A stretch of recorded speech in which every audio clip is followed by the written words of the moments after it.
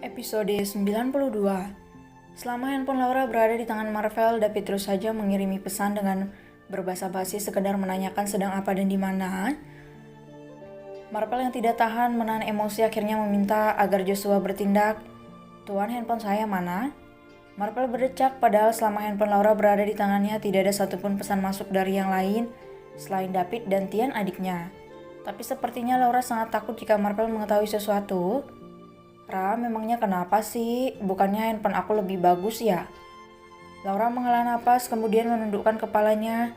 Dibandingkan dengan ponsel Marvel, memang ponsel miliknya tidak ada apa-apanya. Ponsel Laura hanya barang murah dengan harga tidak seberapa, sedang ponsel Marvel sudah pasti harganya selangit. "Handphone Tuan memang bagus, tapi..." Laura menelan ludahnya berhenti sejenak sebelum melanjutkan ucapannya. "Tapi handphone saya sangat berharga untuk saya, Tuan," lanjut Laura. Marvel mengernyit, "Dari seseorang ya?" Laura mengangkat kepalanya menatap Marvel sebentar kemudian menggelengkan kepalanya. "Bukan, Tuan," jawab Laura sendu. "Lalu?" tanya Marvel semakin merasa penasaran. Laura menghela napas. Laura akan sangat malu jika menceritakan yang sebenarnya, tapi Laura juga akan merasa sayang kalau sampai ponselnya dibuang oleh Marvel karena dirasa tidak layak untuk digunakan. "Itu bukan dari siapa-siapa, Tuan, tapi..." Laura kembali berhenti berkata, gadis itu ragu untuk mengatakan yang sebenarnya pada Marvel. Laura takut Marvel menganggapnya konyol. "Tapi apa?" tanya Marvel tidak sabaran. Laura menghela napas sekali lagi, kedua matanya terpejam sesaat seolah sedang mengumpulkan kepercayaan dirinya untuk menceritakan tentang berharganya ponsel murah itu untuk dirinya. "Tuan, handphone itu saya beli dengan uang hasil jeripaya saya sendiri, dan saya membelinya sebagai kado ulang tahun untuk diri saya sendiri tahun kemarin," jawab Laura menatap Marvel.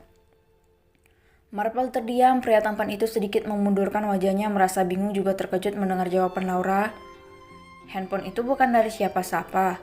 Saya sendiri yang membelinya sebagai tanda saya menghargai diri saya sendiri, Tuan," lanjut Laura lagi. Marvel mengangguk-anggukkan kepalanya mengerti. Jawaban Laura membuat Marvel semakin yakin bahwa Laura memang gadis yang baik yang menjunjung tinggi harga dirinya. "Oke, aku mengerti. Kamu tenang saja, aku tidak akan merusaknya," senyum Marvel membelai lembut pipi cabi Laura. "Tuan," panggil Laura menatap Marvel sendu. Marvel menghela napas, sepertinya Laura masih khawatir Marvel merusak ponsel kesayangannya. Marvel meletakkan laptop yang ada di pangkuannya. Ya, posisi mereka sekarang berada di atas ranjang dengan bersender di headboard dengan bantal sebagai alas punggung mereka. "Kenapa, sayang?" tanya Marvel memusatkan perhatiannya pada Laura. Laura terdiam. Marvel seperti malaikat yang tiba-tiba hadir dalam kehidupannya, begitu baik juga tampan. "Kapan sidang perceraian Tuan dan Nyonya Ariana berakhir?" Mendengar pertanyaan Laura, senyum Marvel mengembang. Pria itu meraih pinggang Laura kemudian mengangkatnya dengan sangat mudah dan mendudukkan Laura di pangkuannya.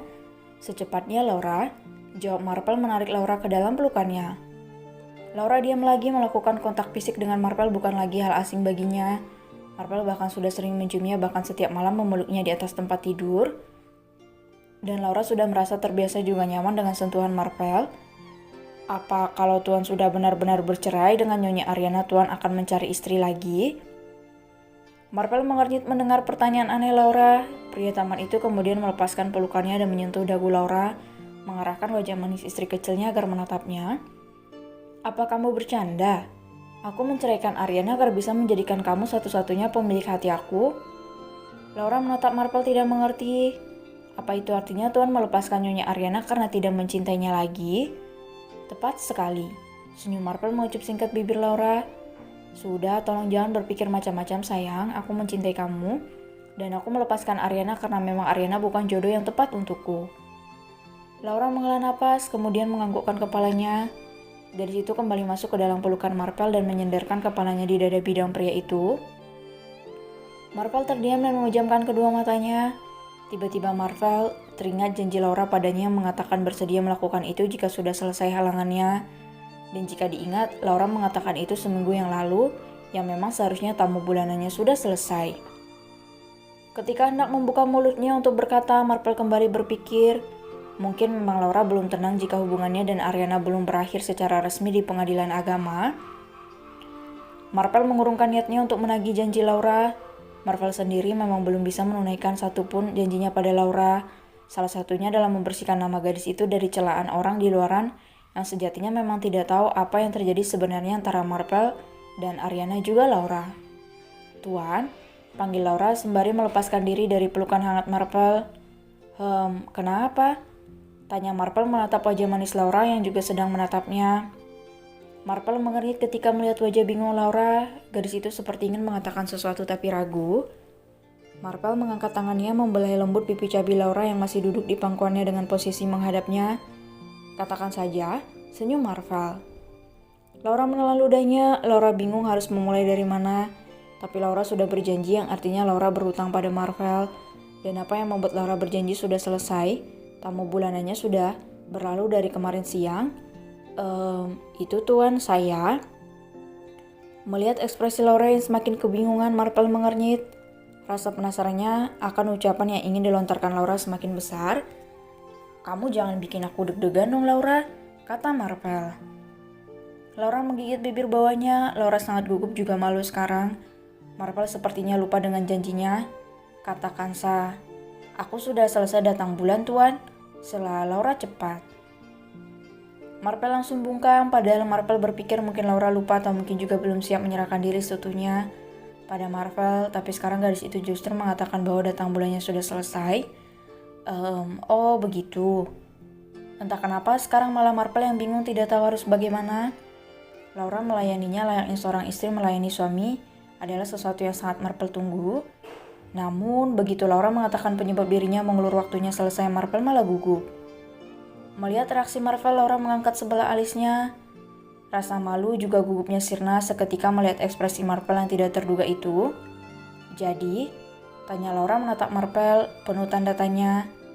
Jadi ya, bagus. Jadi kamu nggak ngerasa kram perut lagi? Jawab Marvel sedikit gagap. Laura melongo, mendadak Marvel tidak seagak prinsip tadi. Bukan itu Tuan, kan saya punya janji sama Tuan kalau saya mau melakukannya setelah mens saya selesai. Marvel memejamkan kedua matanya sesaat. Pria itu juga menghela napas mencoba menghilangkan rasa gugupnya. Laura sudah siap melakukannya sekarang dan Marvel harus segera melakukannya juga sebelum gadis itu berubah pikiran. Baiklah kalau kamu memang sudah siap melayaniku. Marvel pelan menyelusupkan kedua tangannya di pinggang Laura. Pria itu sudah pernah, bahkan sering melakukannya bersama Ariana dulu. Tapi sekarang yang berada di pangkuannya bukan Ariana tapi Laura istri keduanya. Gadis yang berhasil mengubah semuanya termasuk dunianya.